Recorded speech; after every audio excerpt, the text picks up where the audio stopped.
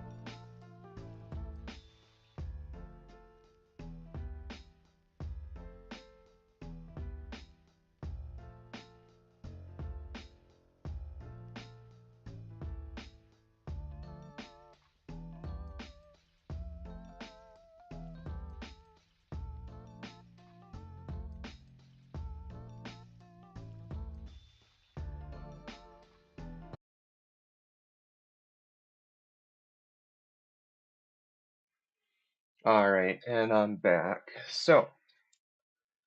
Close enough now. I think we can get started. I'm just gonna check a couple things, make sure everything's looking good, and stream looks fine. Okay. So, like I said, welcome to Bug Free Productions. Remember to like, subscribe, and comment any possible questions you have in the chat or in the comments if you watch the VOD. We do a couple things on Tuesday at 6 p.m. Is our usual code stream. Thursday, we have variable content such as Blender. Grady and I did a cool Blender video, so if you're interested in making assets for 3D games, I'd definitely go check that out. Or even if you just want to know more about how those artists work on those types of objects and create the different pieces of art that we see. And then Saturday, we have at 10 a.m. We usually do an art stream. Um, and it's usually a little bit of warm up with some comic drawing and then just variable topics on that, like character design and sometimes game art. It varies a little bit more on that one. So, with that, I think we'll head on to the rest of the stream. Make sure to disable this time.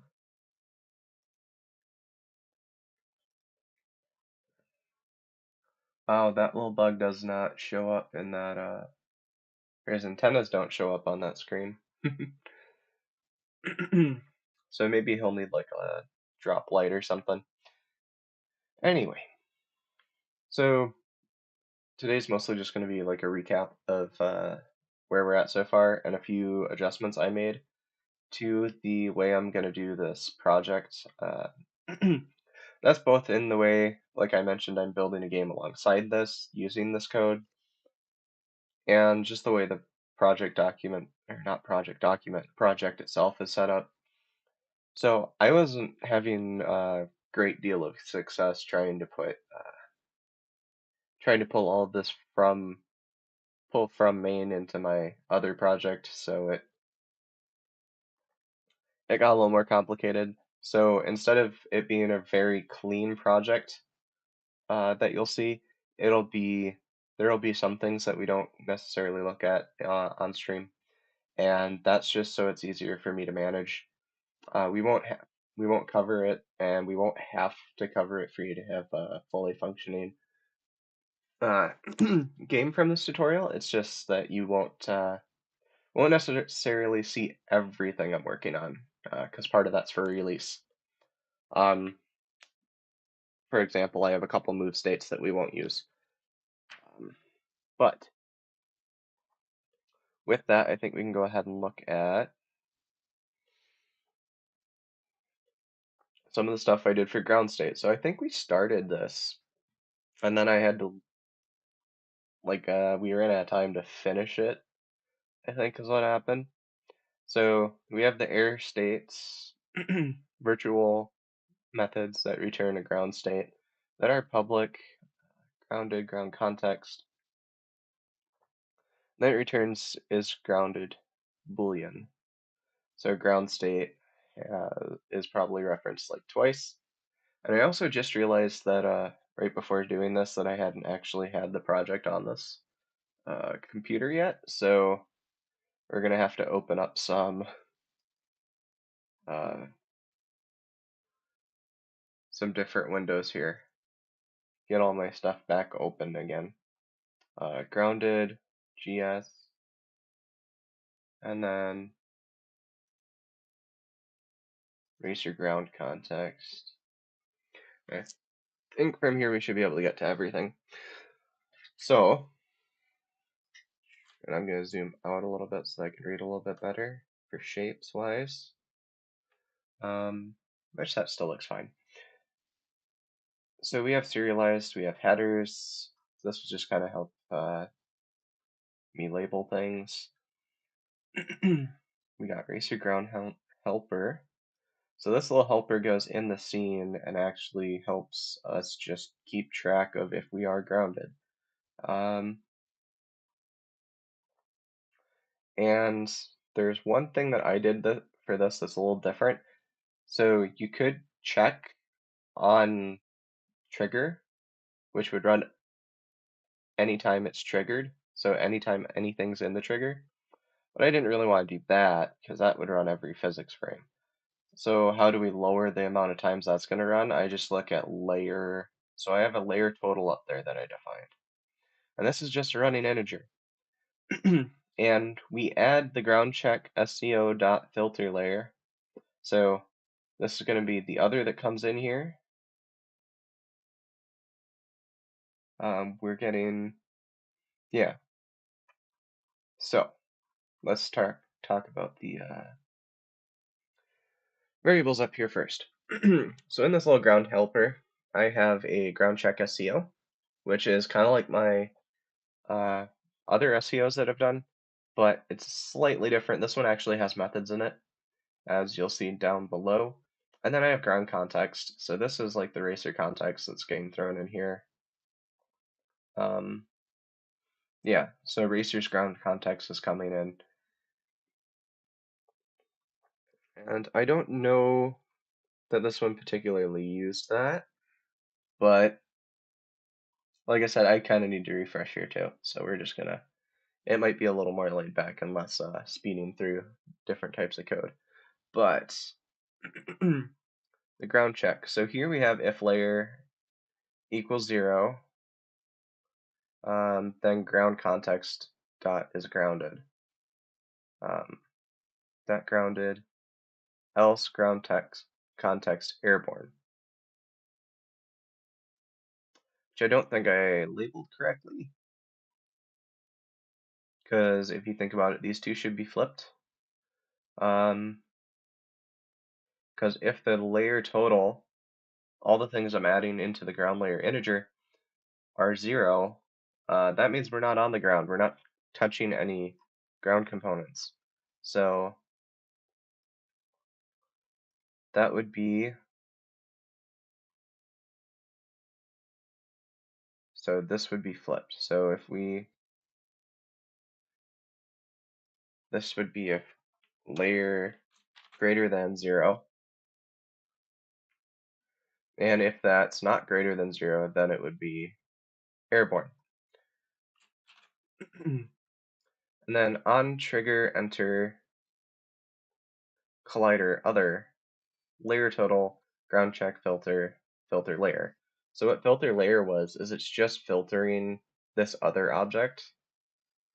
So we're adding to our layer total the layer that we get from the game object of other if it's inside the recognized ground um, layers.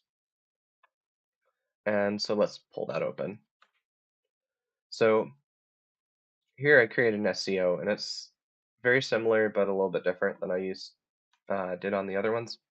So we have a protected integer and we have ground layers, right? So this array is editable in Unity, and we just go through and edit it in the inspector and add in what layers we want our ground to be. So say we have a couple different ones like rock, snow, path, grass, all that, and they'd all be their own layers because they have separate indicators that you need to run at different speeds, right? So a our racer could go and based on the layer type of say gravel or asphalt, uh, go different speeds in there. So we need a way to add those multiple ground layers and keep track of if we are on one or not. So filter layer, that's where filter layer comes in. So if we put gravel over a default turf or something else, then we'd want to know that it's over top of say gravel or something. So this helps us keep that straight as well for later. If we choose to add that kind of functionality to it. So filter layer takes in an integer and just takes the layer value. So an integer layer value equals 0 for each I in ground layer if.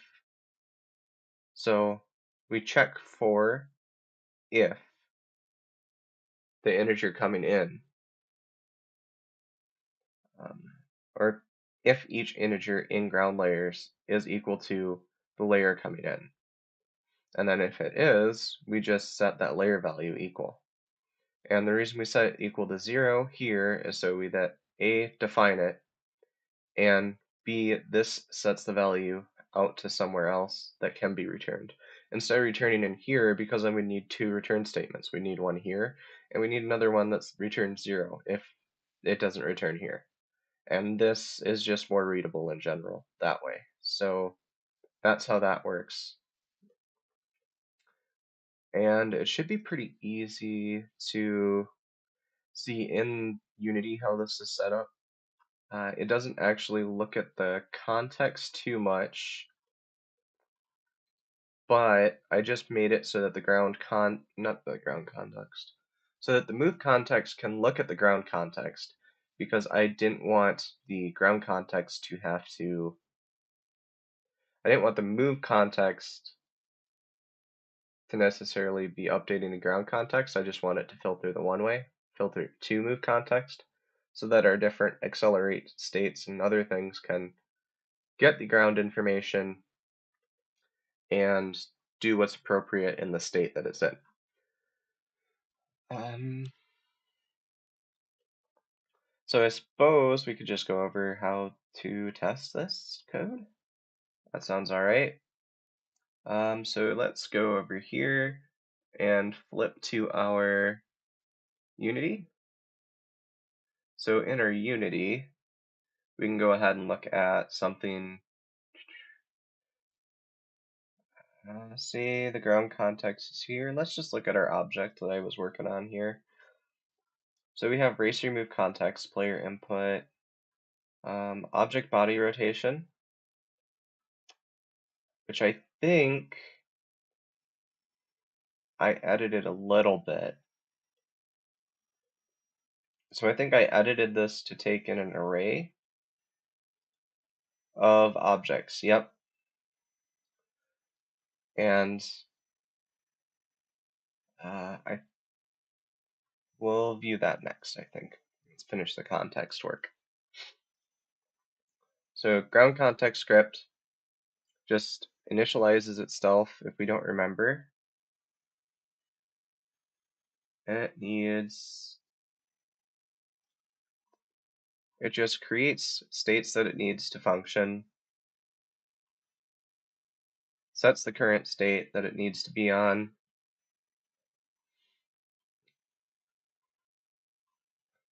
and then it has virtual grounded airborne, and then our helper.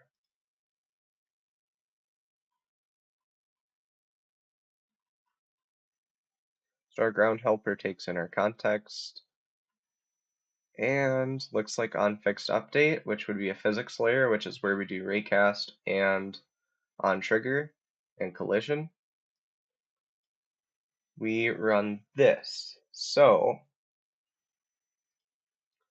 we can run up to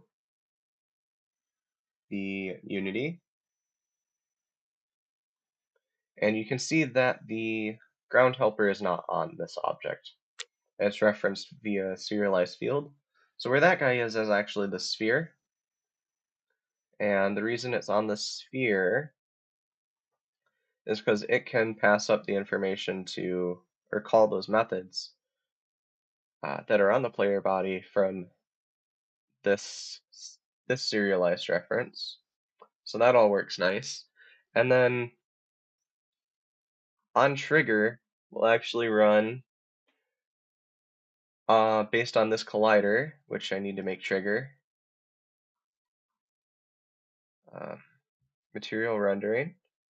And the way you can just see the sphere if I turn that on and off, that does the checking. You could also use sphere check and raycast to check, or sphere cast. Uh, there's a couple different other ways to do it as well, but I use the trigger for simple purpose of just kind of introducing the trigger, and also sphere check isn't, or sphere cast. Sphere cast is my favorite, but it doesn't tend to detect gaps in floorboards as well. So if you have an object with a lot of spotty collision, you can get into real trouble using raycast or sphere cast.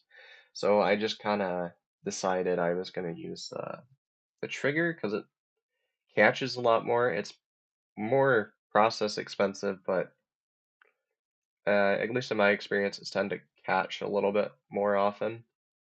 So if we move on from there, that should work, but we don't really have any way to debug it. So if we go back to the code, I think what I would do at this point just to test my ground trigger is maybe we just debug.bool, right? Debug.log.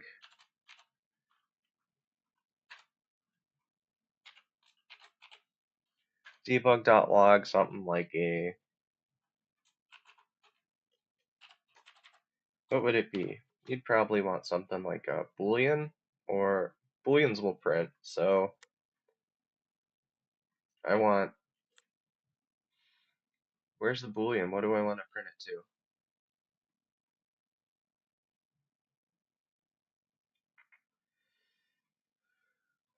It's got to be the current ground state, right? Oh, I don't want to.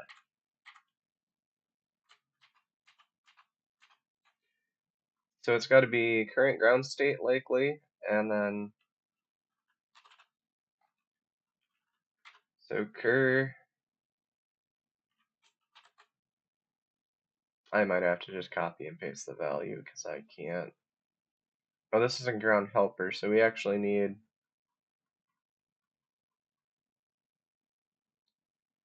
Uh, we'll actually need the ground context.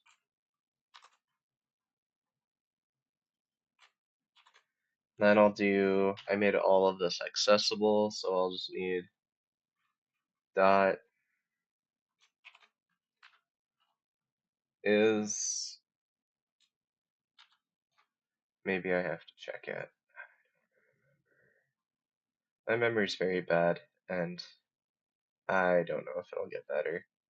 Um,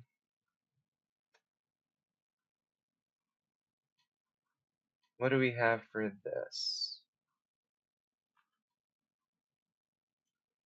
So the region's open, current GS, so that would be, I don't have an accessor for that, so I'll just add that. Public, and it's gonna be ground state.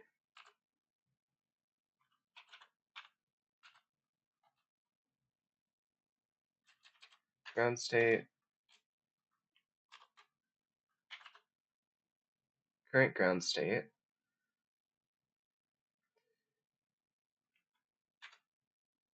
Come on. Okay.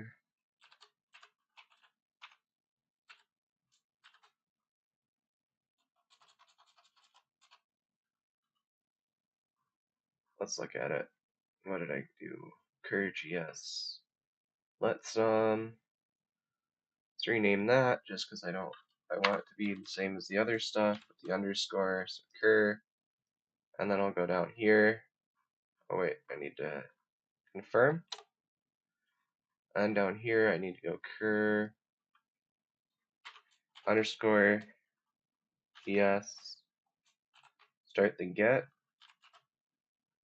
return current gs. Then I can go here and go get the current gs, current gs, and from the current gs I can get the is grounded boolean that I made, which in the grounded state is true and in airborne state is false. If it was a bit less, if it was a bit less binary, we'd probably have to do something that be similar to what we did for the other move context, but since there's only two options here, we can just use the one boolean. And with that, let's go ahead and go back to Unity and see if we can play and get something to work. Something, I don't think I saved. Yep. So Control Shift S, and we go and we have a, what am I, whoop. So I need to go to Unity, and then we need to go to something else in here, which is,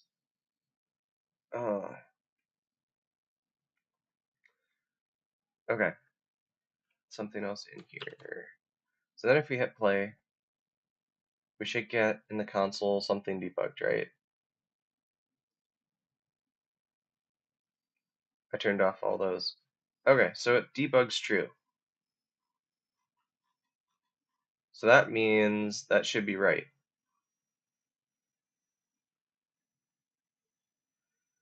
And why is it debugging true? Just simply because I have the, oh, there's the other part you need to see too, which is in scripts, in SCO parameters, in params, that ground check SCO, I did in fact set the item number to, what the heck?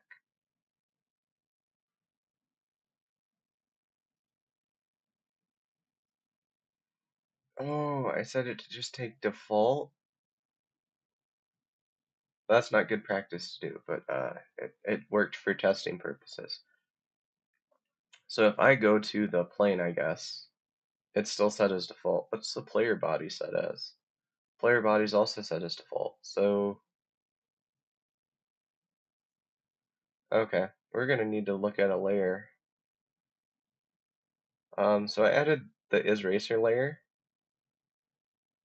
and the isGround layer. So if I select the isRacer layer that I added, I did want to change the parents and children, so yes, change children objects. And then this one I want to add to ground. And then let's go back to our, so then if we hit play, we should get false.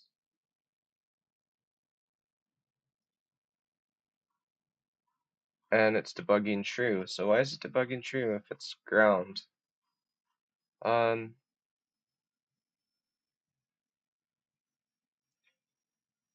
so there's a little bug. There might be a language error somewhere. Just a logic error. Um, so if I go back to here, it's gotta be in the filter one. So ground check SCO. Just gonna pull it over here.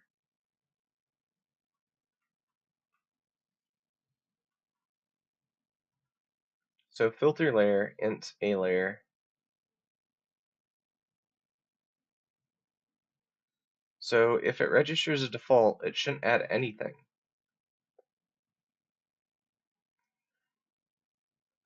So we go to ground context and raise your ground helper. Parameters, SCO, ground context. So if layer total is greater than 0, ground context not grounded, else airborne. Debug.log context. So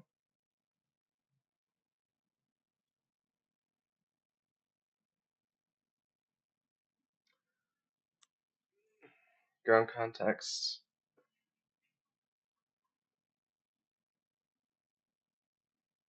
So if racer ground is running a fixed update and doing this, then why is our ground usable? Because if you use default, that's a integer of 0 coming in. That's an integer of 0 going to layer values.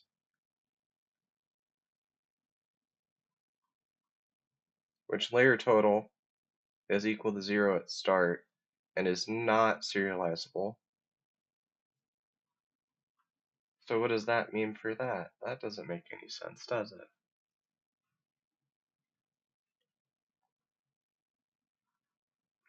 it? So let's see our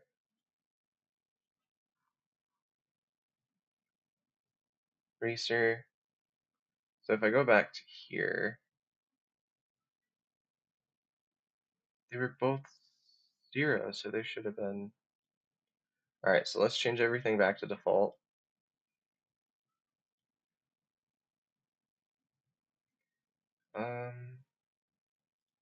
Default. And if we play, we should get false. So this doesn't make sense. So if I go undo the change I made, right? What does that do?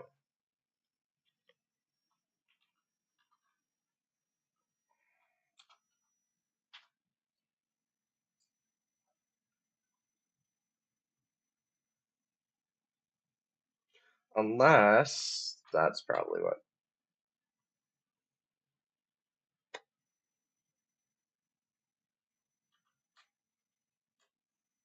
Airborne.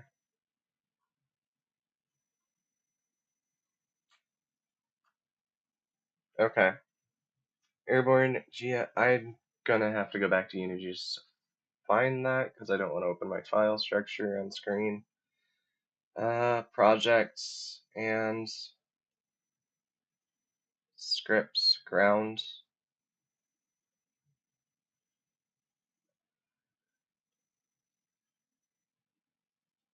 Ground states, and it's airborne.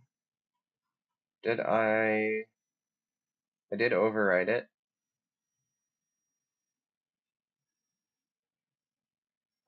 Did I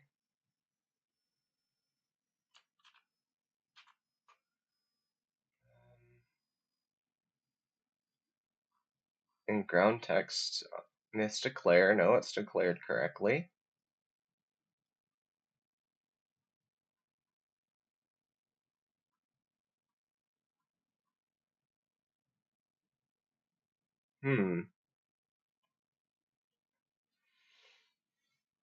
Well,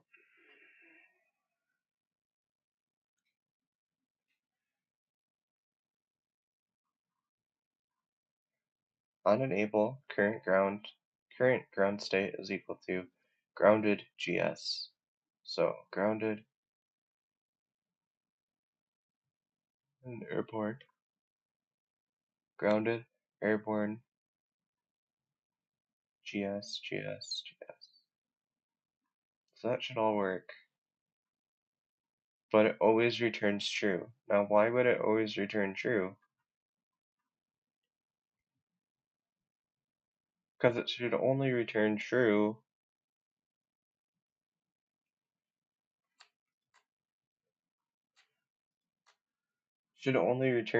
if it is grounded, and this is returning false. Which means the state's never changing.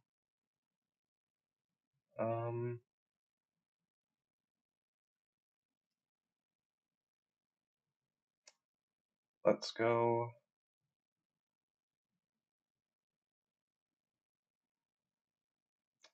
Something might be fixed update. Let's also debug log the, what would be debug?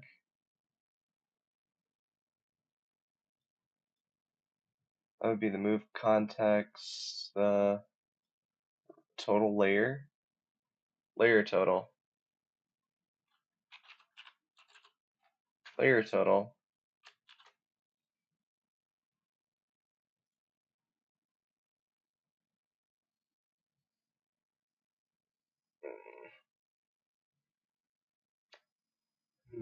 Unity doesn't load that fast.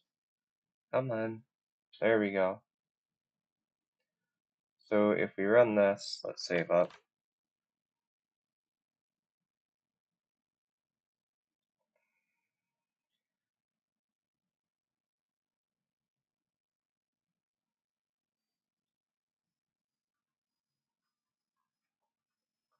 It's debugging 0 and true.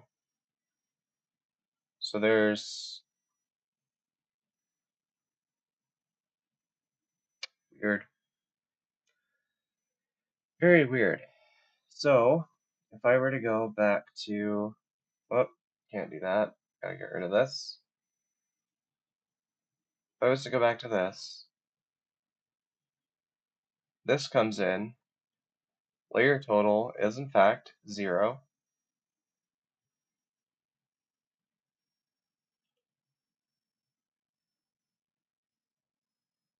Because it's greater than or equals 0, so it should maybe, yep. I don't like using greater signs. They're very touchy.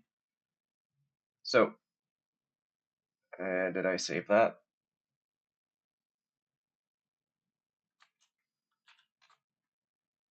And then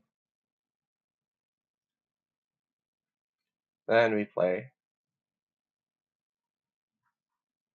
Still gives me true and 0.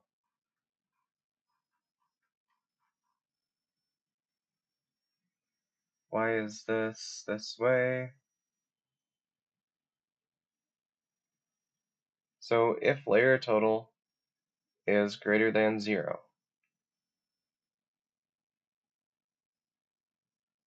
ground context dot grounded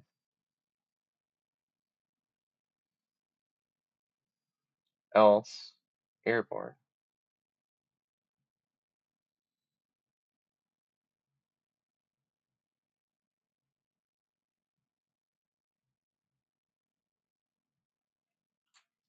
Did I?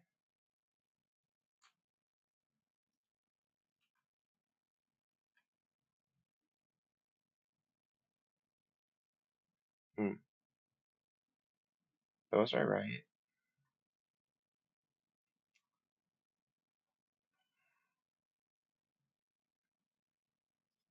I Well, it's been 30 minutes, and I'm sure this is going to be one of those problems where you just don't find it until you replace it with something else, unfortunately. So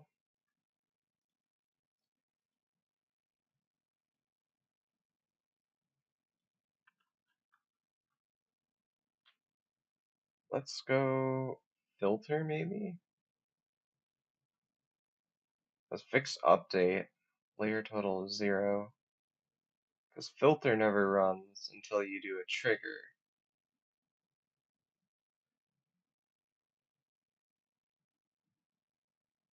But that doesn't affect that.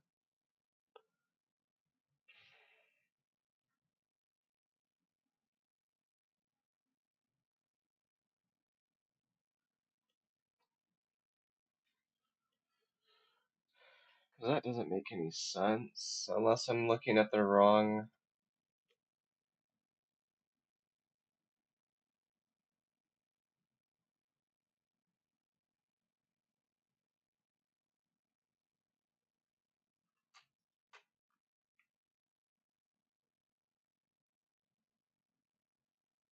GS virtual void.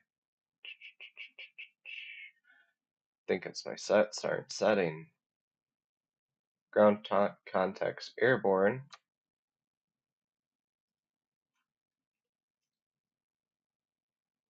Um,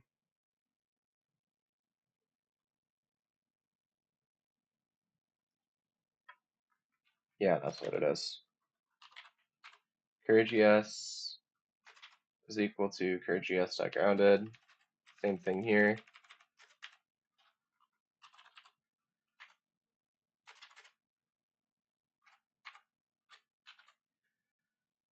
And what does that do?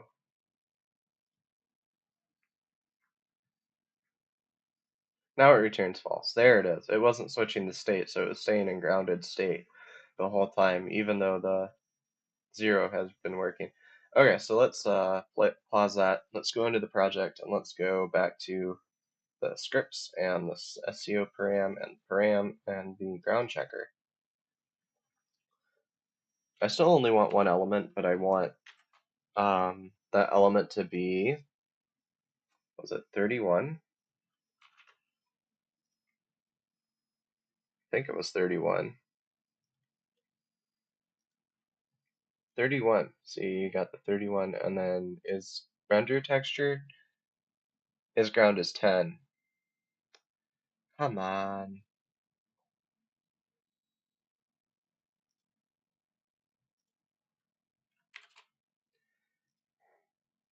So then this should work if the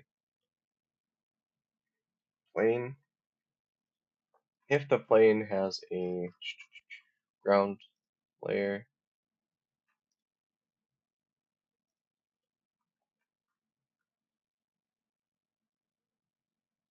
and then in the console, it says true now. Yep, as it should, because that was added to the text thing. Added to the parameter. So the parameter now knows that that layer is in fact ground and adds it to the layer total, which is good. So now we do know that we are in fact on the ground. Nice. What would we do from here? Well, I'd probably get that one layer removed. So if we go to, not ground context, is it? Yeah, it is. I'd probably want an accessor for my um,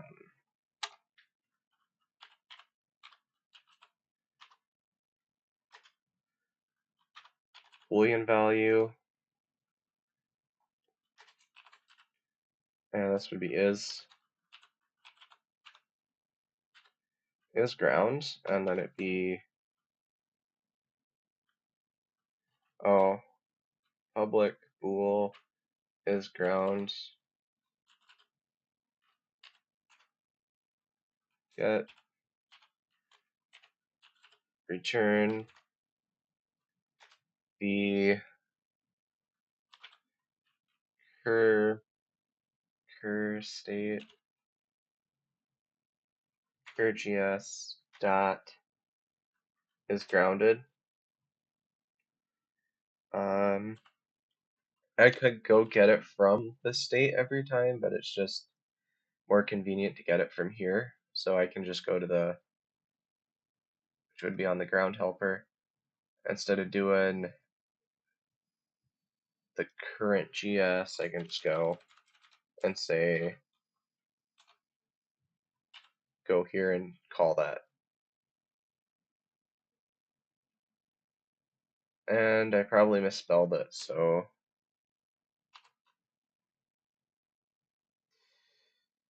context, no, that's, it is ground,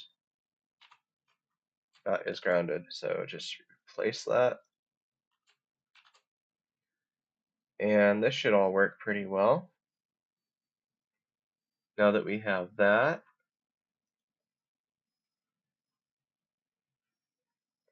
just save and make sure it works as it did before. It looks like it does. Starts false, falls, hits, and goes true. Becomes 10. Okay.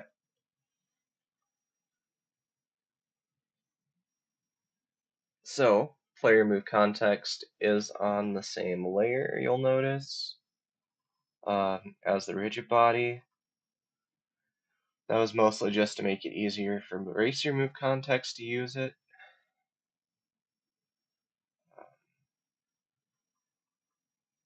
But if we did go and edit this script, you would see that movement management variables.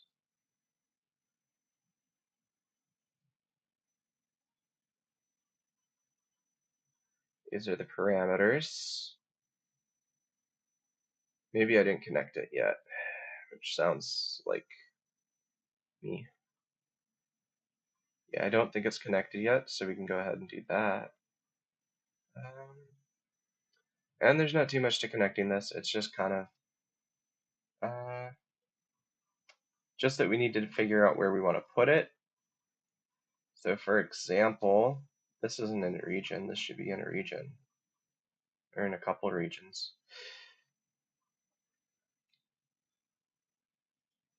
So I just scoop that up so it's a little more easy to read. Let's put this in with movement variables, I think. Right? So let's go protected racer input bridge. That's set up and on enable. So protected, and this is going to be a ground context, right? Ground context. Let's call this lowercase gs. And we're going to do that on enable and just add it to setup bars, I guess, which I've started already. So we go here and we go to the GS and we go to equal get component ground context, which it's nice enough to fill in for me. So how are we looking on that? Looks like it's looking pretty good. So we'll continue here, get some more Now that this ground context is available in GS for racer move context, what would we do? So then I'd probably want an accessor for it as well. So let's do, why is this access to move state parameters? It's just an extra line here. Okay, access to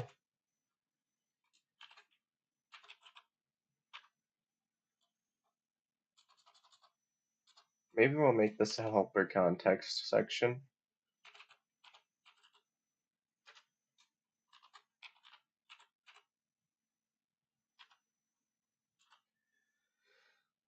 Helper context.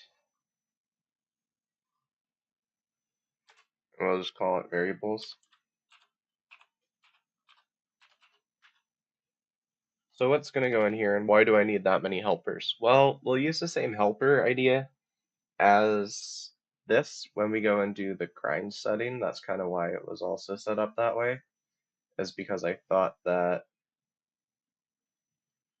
it would help us that way.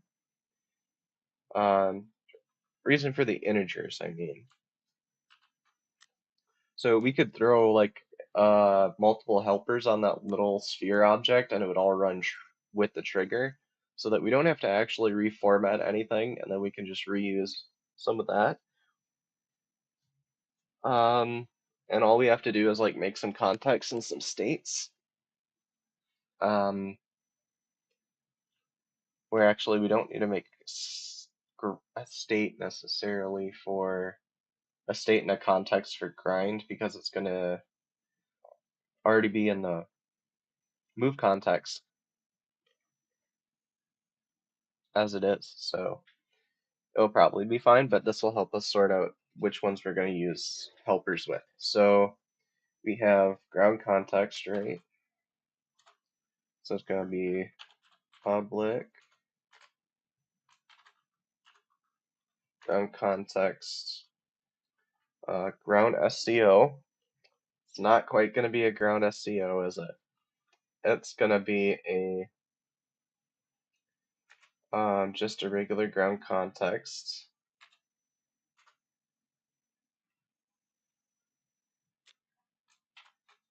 And it's going to be a get.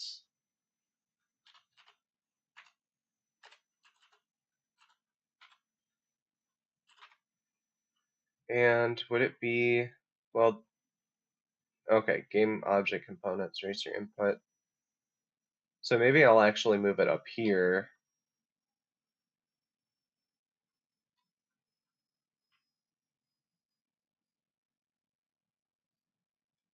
So then this would just be GS, because I just want to return it. And then for some reason autocomplete didn't want to work for that one, so we do return, and then lowercase gs with the line character. And this guy, since I put him in with the movement type stuff, I think I'm just going to throw it under here actually. Even though I was thinking about making a separate section for helpers type things, it doesn't seem to be worth it. So we're just going to put the context in here as GS. So we look at it, I made that protected, right? Protected ground GS.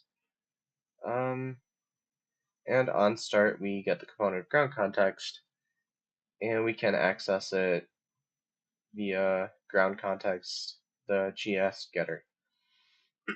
So that's pretty good. So then what's next? Well, I think we need to go to accelerate. So we're gonna have to swing back to Unity so that I can go find it, which is gonna be project, script, a racer movement, move states, accelerate, and you'll notice as I keep going that I put everything in a racer namespace. Everything's either under my bug-free productions label, bug-free extensions, and arcade racer. So I'll show you the extensions, which is just one class that I made, but it's kind of cool. I changed my old static extension demonstration to be more useful. So I'm going to go ahead and do state move changes. Don't need that necessarily. It's more edit how characters move. So in move, I want rotate racer, accelerate racer. Jump would be a good thing to put in here. Now I'm thinking about it, this doesn't receive input, this just receives a move context, and it moves based on that. And jump is kind of a call once and done kind of thing. So we'd probably want to actually do that in a racer input bridge.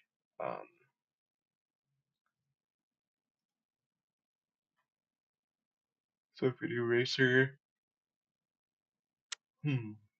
input bridge, right?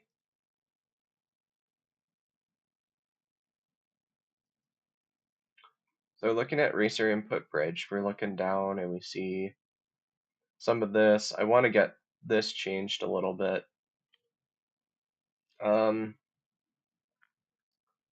Steering parameters, I'm gonna set that up eventually. Header player move context, protected race move context. Move context. Get out and enable.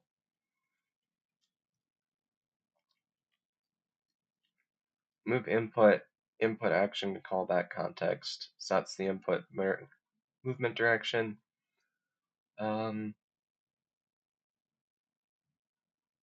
Racer start.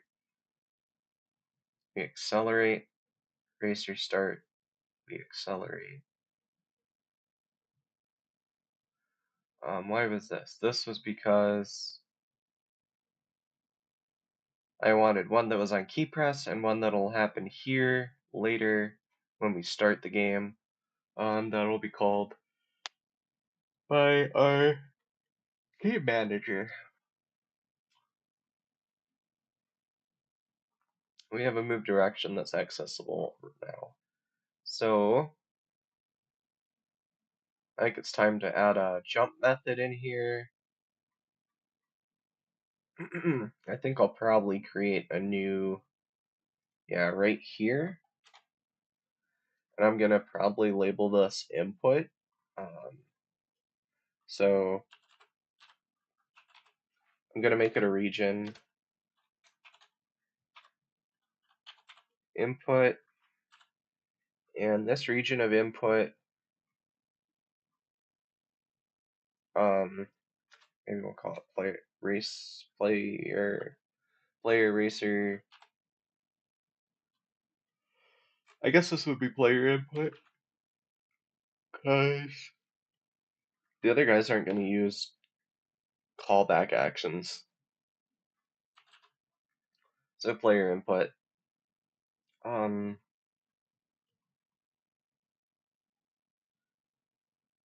So then we'd probably, so eventually we'd split some of this class up a little bit, so that they're smaller, for the player and the NPCs. And then here I'm just going to go end region. End region, give me a few lines, and then I'm going to go and create a public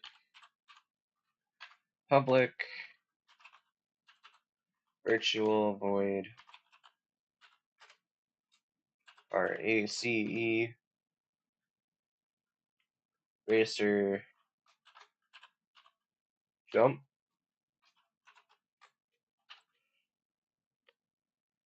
What can we do that's kind of fun with this one, eh? We can do some lines and get some of this running a little bit. So we want to use that input action callback context. what kind of context is this going to have? It's going to have up and it's going to have down. So I actually want to get the, how do I explain what I want to do? So I kind of want my racer to be able to charge up a jump and then jump with more power, obviously within a certain bounds, but um, that sort of thing. So maybe I'll make another uh, part up here. It's not turn direction.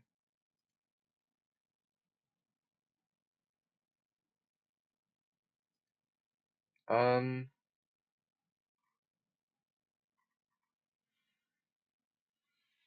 I'll probably make it a protected. So protected. Um,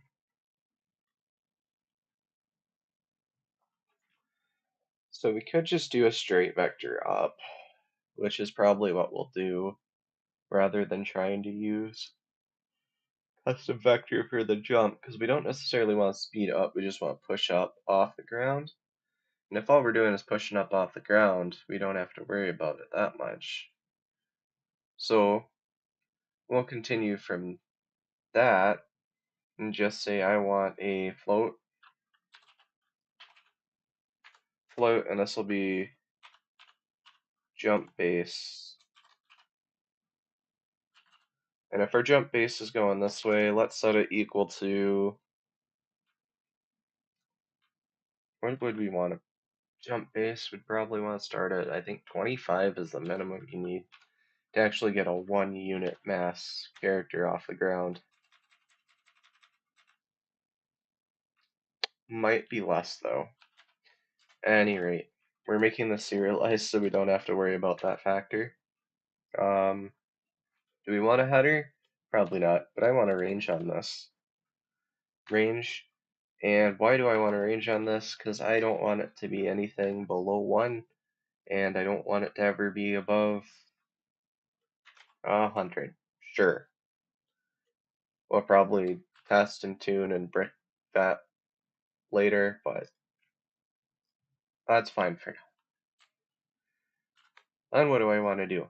I want another one that's jump molt. So molt. And now I'm looking at it and I'm like, okay, these two belong together and we might have more jump objects. Especially this one we're probably gonna have some coroutine with. So let's go ahead and create a header. So we do in fact need a header, or at least I'd rather have one now that I know what I'm working with. So this header gonna be jump vars. So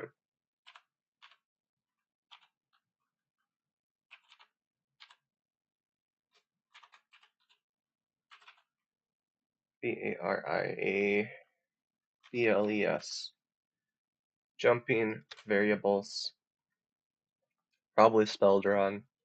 That's all right. I mentioned jump using a coroutine. I don't want to allow them to like double tap the jump button, do stuff like that. So I'm probably gonna create a dead zone that's just like a couple milliseconds.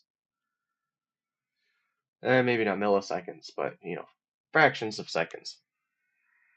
Which would be, so if I want to do that, I don't, well, I might need another float actually. And this is gonna be jump. I don't want wait, because I want the on up it just to fire and jump.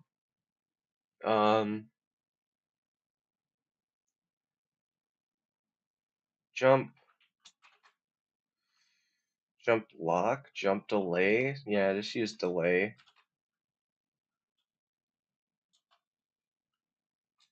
Um, DE. Maybe we use jump. Okay. Hmm. let's leave that just for a minute so that I can think about it. And this range is actually going to be like, I don't want it more than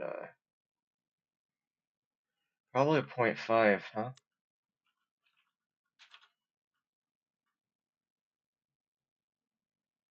Now why would I only want it at a 0.5? So I want it somewhere between 0 seconds, and I don't want it to be more than 1 second. Why would I want such a small range? Well, fractions of a second. If you leave something go for like 3 seconds, 1, 2, 3, slow. So you don't want to do that unless you're doing power-ups, power-up delays and whatnot, but the jump's not going to be that way. So or at least it wouldn't be very successful if it was. So I'm actually going to go ahead and start the coroutine first. Wouldn't normally do this, but I kind of forget uh, what my normal way for doing this is. So I'm going to go ahead and do my coroutine next. Where do I usually put my coroutines? It'd be right after methods. Goes, what is it? Methods, constructors. I don't know. I flip coroutines and constructors around a little bit. So they just need to go after methods but before accessors.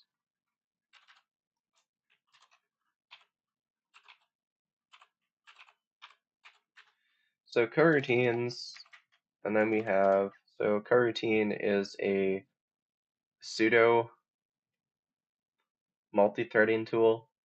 It still runs every frame and runs in normal Unity frames, but it mimics the use of um,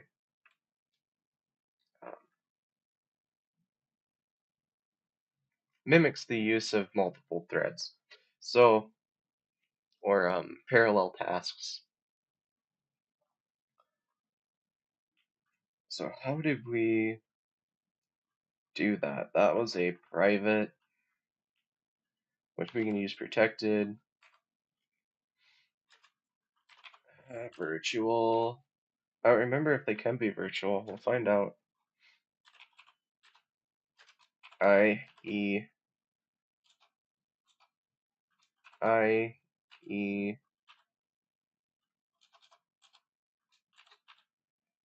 Maybe it's not. I E numerator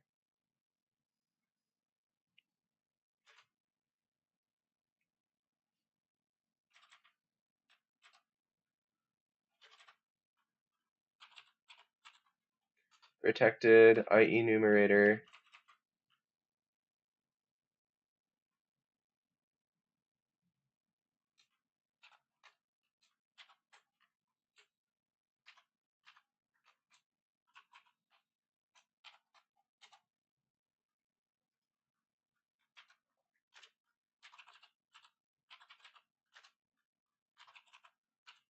protected virtual void IE numerator. Um, and then that would be a name of the method.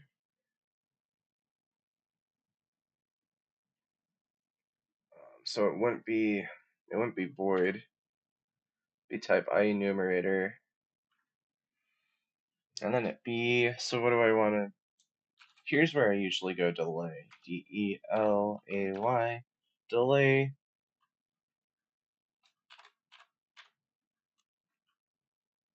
Delay jump. Delay jump. And then just to make sure I can call it, I'm going to do start start coroutine,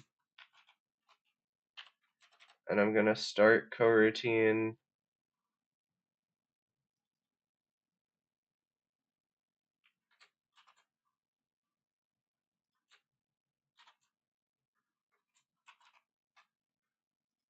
That works. Cool. Yeah, because IEnumerator is a type, and then it's a type that requires a yield, and we're going to yield our return for not a new wait for seconds, because that's not something I want to do. I want to go up here again,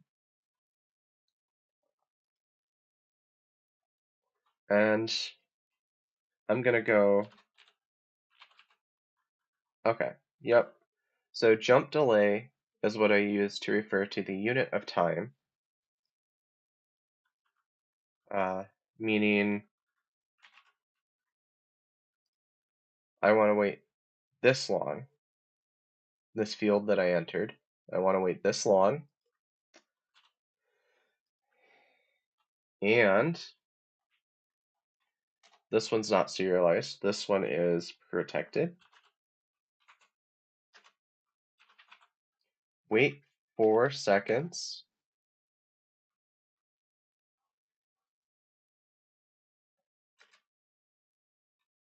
And I call this one jump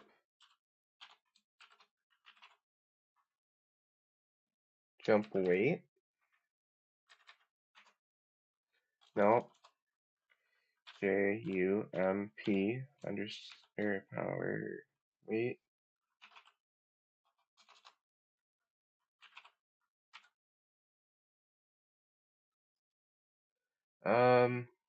Jump delay.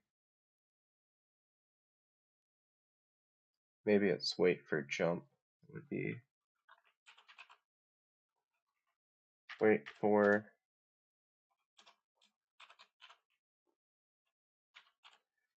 jump. And then we have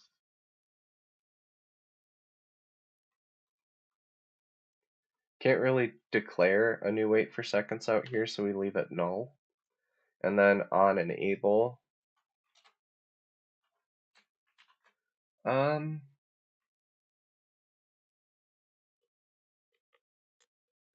wasn't there a get?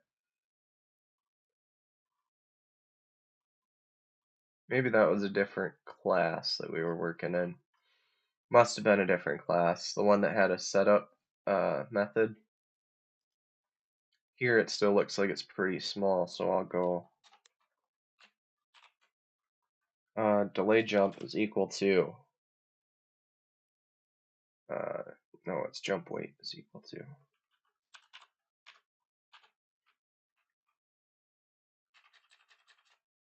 wait for jump is equal to a new wait for seconds of jump delay. The reason we're doing this is we'll reuse this wait for seconds objects multiple times, and it's faster to store it in faster and more memory efficient to store it in memory than to create it every time. So we want to just go ahead and save ourselves the performance problem. And then we come down here, return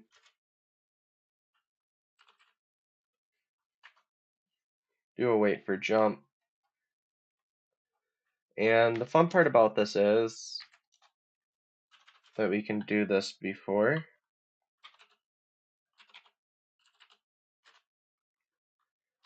condition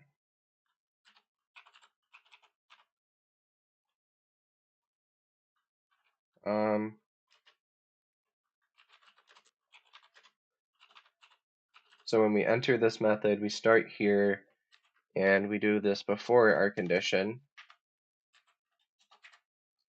And this is post.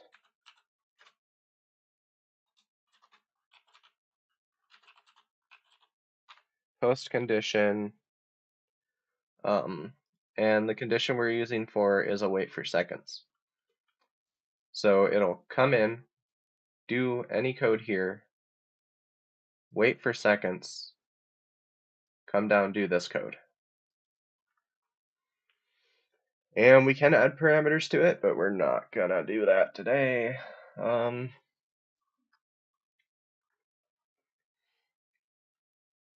And so why are we using a context? Well, I want to actually make another thing up here after the header section part, and this is going to be a Boolean protected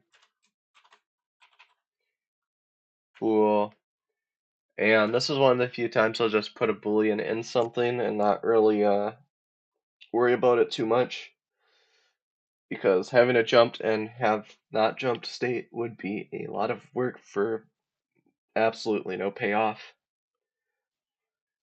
So I just put it here. Can jump. And by default, let's make that true. Um, can jump being different than the conditions on which you can jump, which may be different. And we might do something with a settings object parameter in that case and put it with just allow racer input bridge to use that. Not necessarily, or no, we'd probably allow move context to use it and not deal with it here. But you can already see where this should probably get refactored out because it doesn't make a lot of sense for this to be doing that. And brace remove context is already so long that I don't really want to throw it in there either. But so it's kind of in here for right now. It might be best just to have like an object that holds a collection of just the jump functions. This actually could be a scriptable object, so we might make this jumping parameter. Oh, can't do the Boolean though. Because can jump can't go in a SDO, because then everybody's accessing the same SDO, and they're all using the same Boolean. That doesn't work.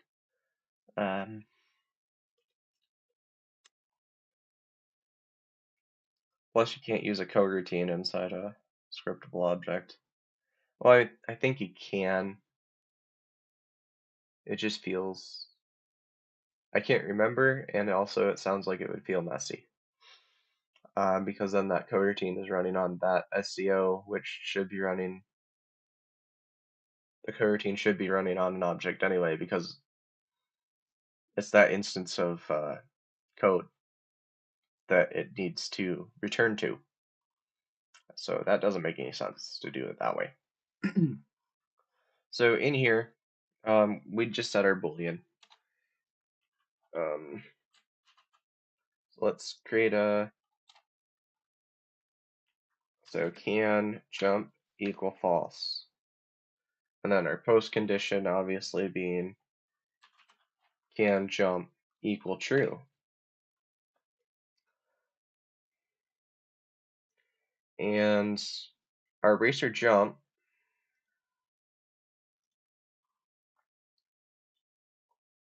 this might just have to be in racer input because it's such an input sensitive type thing. Which then it causes problems with the other racers, but we can look at that later through some adapter type technique. So we have on enable, start coroutine. I just wanted to know that I could do it. I didn't want to necessarily do that. So on enable, on our callback context, we want to pretty much just start our coroutine. Start coroutine, not quite. So if you think about it, it's going to be a button or a key or a click, something. So they're going to hold and then release. So that screams float, which is why we have the jump power up there for the jump mult.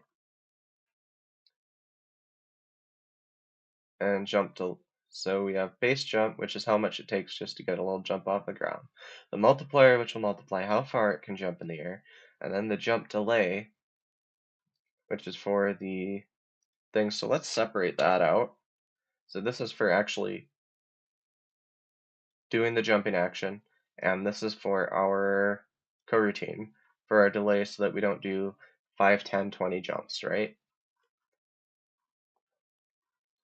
So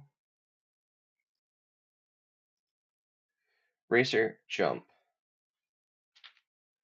I don't have any problem with them holding the jump button while they're in the air and then letting go and jumping high. Um, so it's kind of be like a pogo stick a little bit, because we're gonna change accelerate so that they can't continue to accelerate while they're in the air. So jumps will be more like taking shortcuts or doing tricks or something like that. So racer jump input action call that back. We're actually gonna want to know if it's down since it's a button or coming up. So those two things are context dot started. Is it capital? No.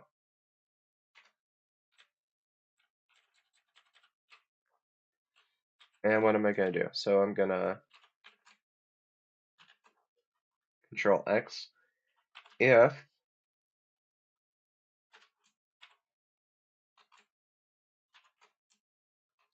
context started. Well, if the context is started, um, what do we want to do? We want to increase, um,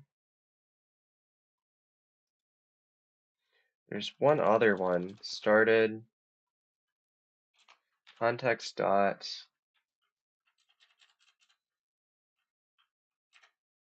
was it performed?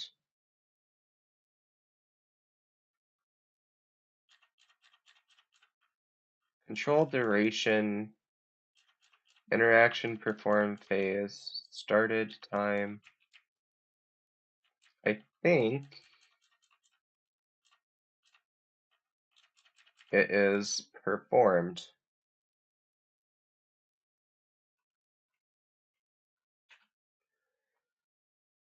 Yeah, started, performed,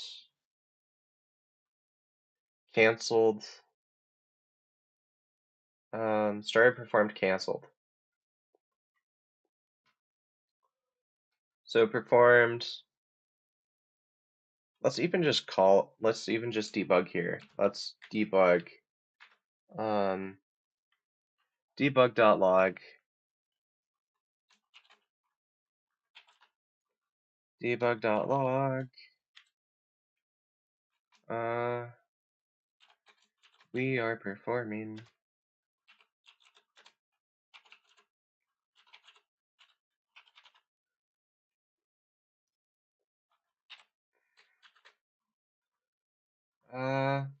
And we'll just test that far right now, which sounds fine. So that being there, I also need to add that to my actions. So I believe that was in racer input.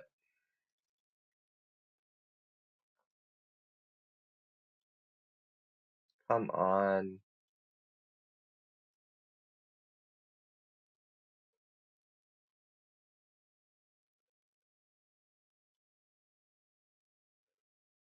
I don't like that either. Okay, that's good enough. So I need another action. And this is going to be the jump action. And what do I want for the jump action? I want a No binding. No, I want a binding. Okay, so the action is a button. Yep. Uh, our binding is gonna be space.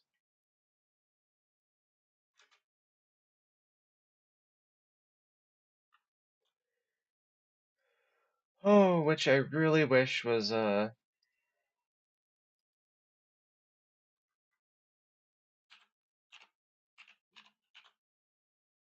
space keyboard.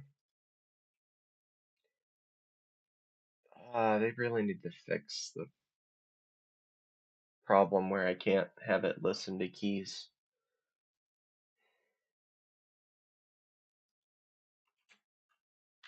Any rate, space keyboard. It's just a button. We're not passing anything through. We're just getting that it's a button. Go back to our player body. Inspector. We want to go to our. Actually, player container can now be player because we verified that that works.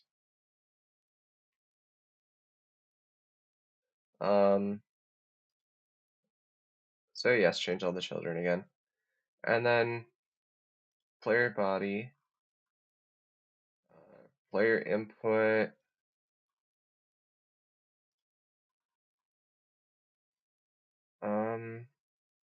it doesn't look like it's saved, and that could be because I saw that box came unchecked. So, yep, save it. Make sure it's auto-save. So then inspector. I need to have events. I need to add something to that one.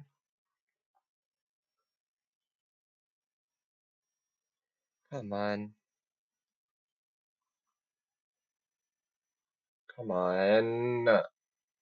Oh, that's so irritating. Okay. Once you get to smaller screens, it's almost impossible to get anything done in the inspector.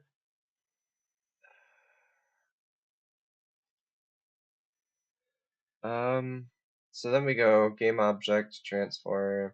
We want ground context. Do we? No. We just want the racer input bridge, and we want him to do race start. No. Come on. Focus. Racer jump.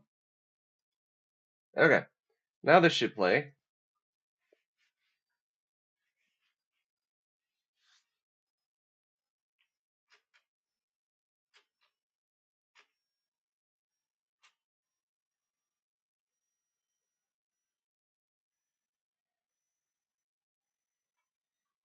True 10, true 10.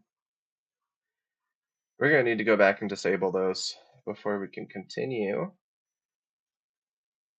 So what do we do for disabling that? Just add some comments, because I'm not sure I want to get rid of them just yet. Go down here and check 25.5. So now what if we hit play?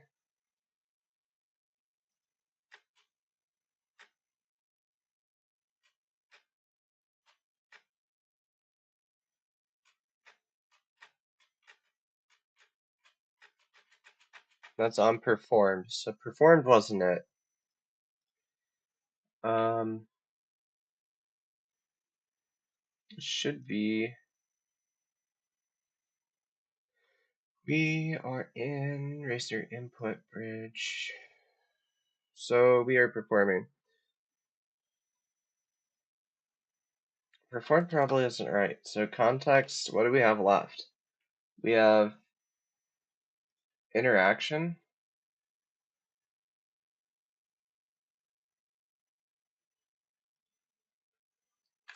Let's try that. Ooh, Unity Engine input system input interaction to Boolean. So that's not it either. Dot, what would it be? So we have canceled interaction action.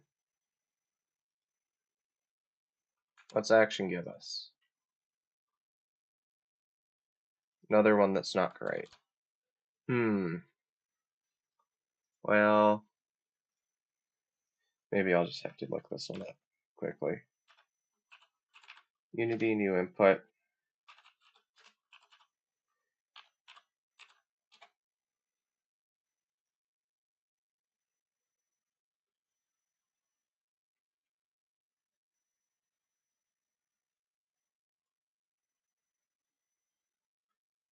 I really don't get why we can't just open to the. Come on.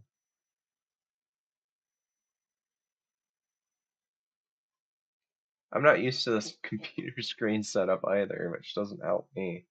Um,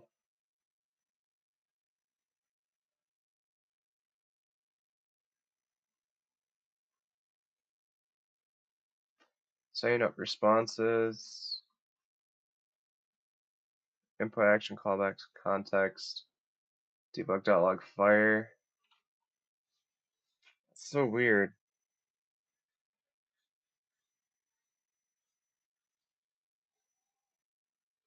Well, maybe they don't have a dot. I could have sworn we did, but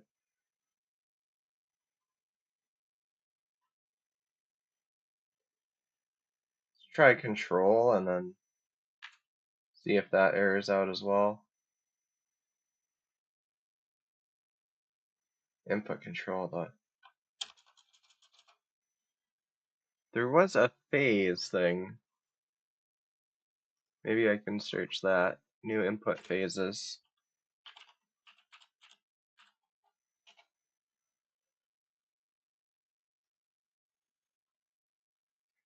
Disabled, waiting, started, performed, canceled.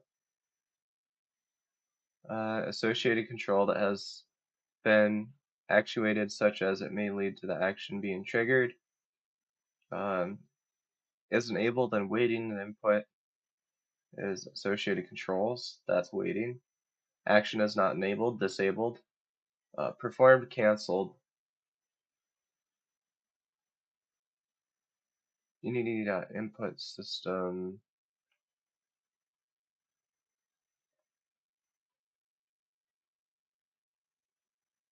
Might be something about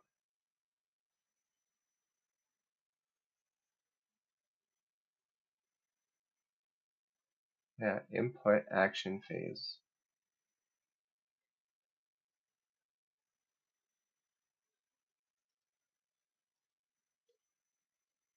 That might be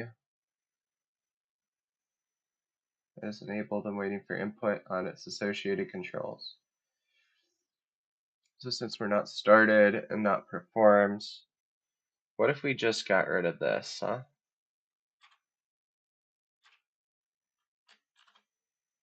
Let's try that, see what that gives us.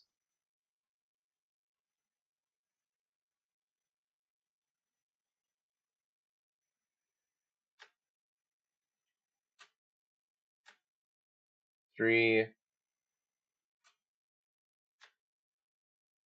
so we got 6, so 7, 8, 9. It's hitting the 3 stages, it's registering started, performed, and then when I release, canceled.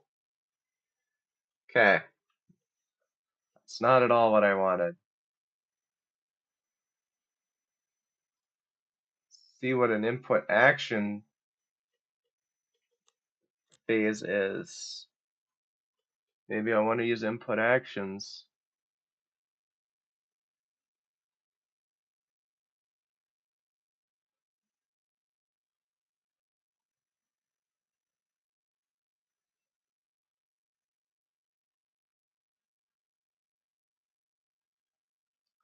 No, it doesn't look like it.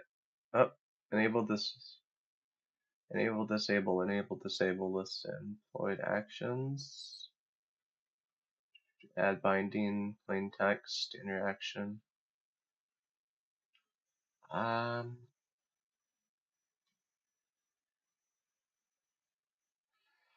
I don't think that I want to actually use this part because that's more input actions like versions we made in the other things. So I'm just going to go ahead and say that um, I'm probably remembering doing some stuff in the mobile. Um, and down there you have like you have some on multiple button presses and you have some more information on it. So maybe all I can get is started and canceled on this, which I wish wasn't true, but because I would like to have one that's like currently holding, because keyboard.down did that, and now we're just kind of uh,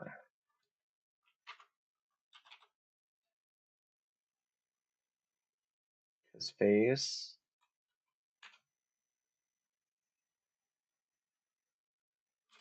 What if I do phase is equal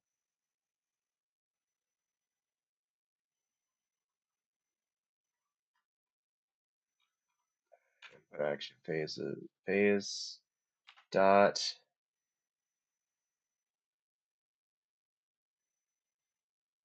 yeah, it's not there. That's a touch thing. That's Okay, so we kind of gotta just go back and we'll just start with started. That's fine. So let's use started, and don't need to know that. So let's also make one. Let's do else.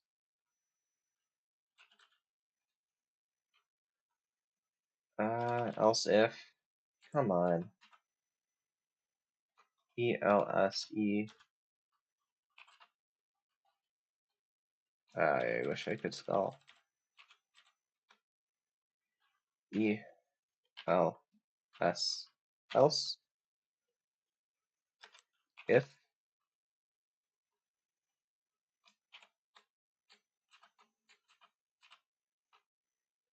Else if. Parameters. Lines. So else if context.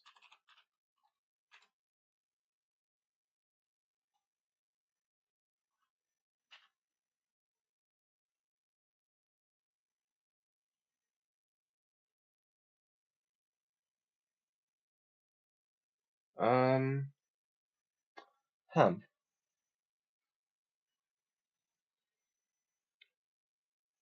So we probably need to start a coroutine then to build that power up, or we will anyway.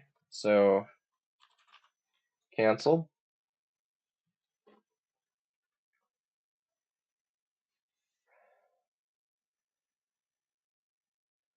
Um, so we only really want to do this, and I only want to check the one if the other one isn't true.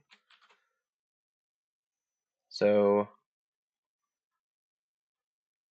we're gonna basically need another set of these.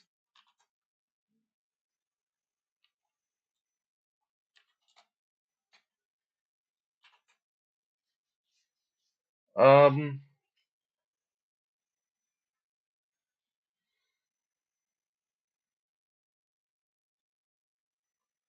and how are we gonna set this up? So this is not gonna be the jump delay. This is gonna be the so this is a float.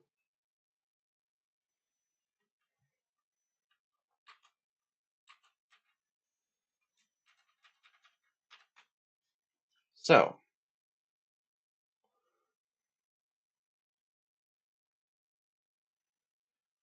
we want to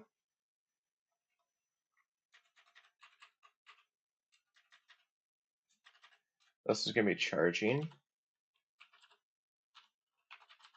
Charging jump is equal to, and that's actually going to equal false by default. And since we're getting kind of a big area here, let's open up a couple lines and throw in a region. Region.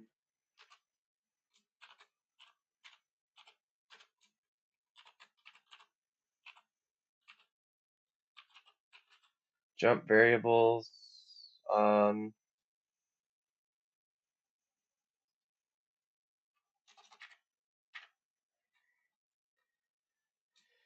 Then this would be end region.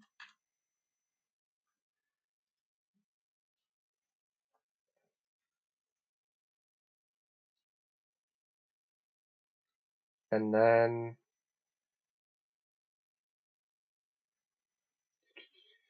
so pull in, charge as we keep going.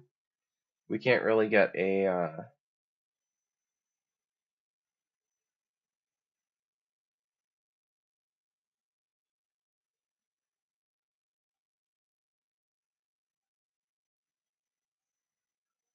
would it be easier? It'd probably be easier not to use this. And why is that? That's because we're not waiting for a limited time for like a cooldown. What we're actually doing is we're charging up and we're charging. So it makes less sense to do that. And here's why. We can either have the three variables there and do like some sort of while loop. Or we could do an update and have some sort of like conditional loop. But the thing that we can do is just get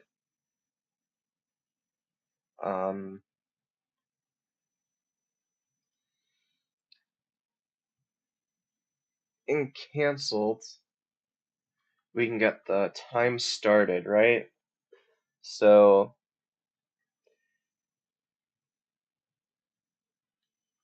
we'll have, let's debug it actually. Just debug dot log,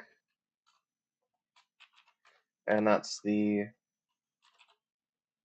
context dot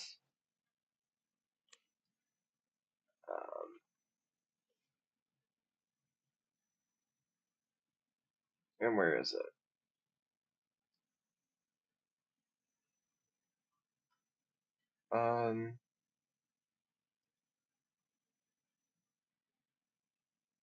Time.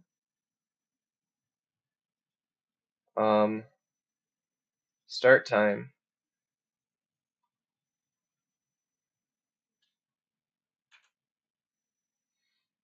And then we could go minus time again. So context.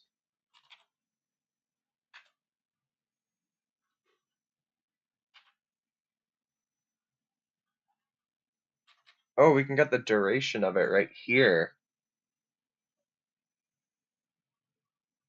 Oh, cool. So we don't even need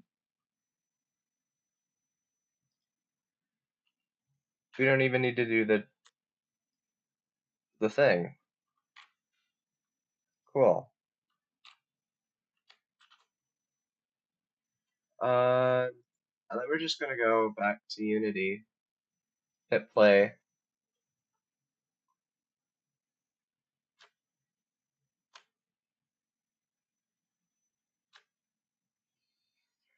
Four, five. Now why does it come up with a duration of 0? That doesn't make any sense. Because duration, callback context.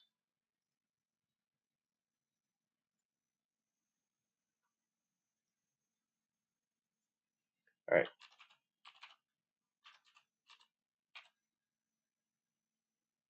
Call back.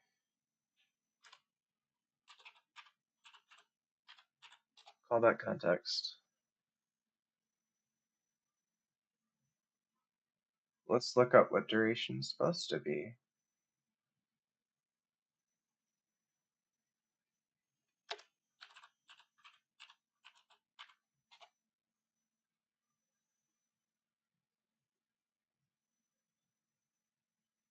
Go into the input actions map and add the hold interaction as a property of the action if you want to get the duration.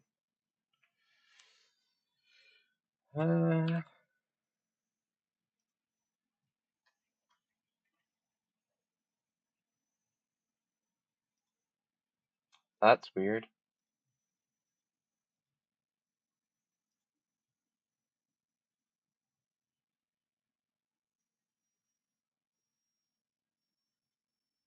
Button. And we need to add the interactions of hold. So, okay, yeah. I don't know why I can't find that before, but I have to get the modifier. Press point, default, default. Okay, I'll just leave that as default. I'm not sure I want to mess with it just yet. Oh, and then that's also in here. So then if we hit play,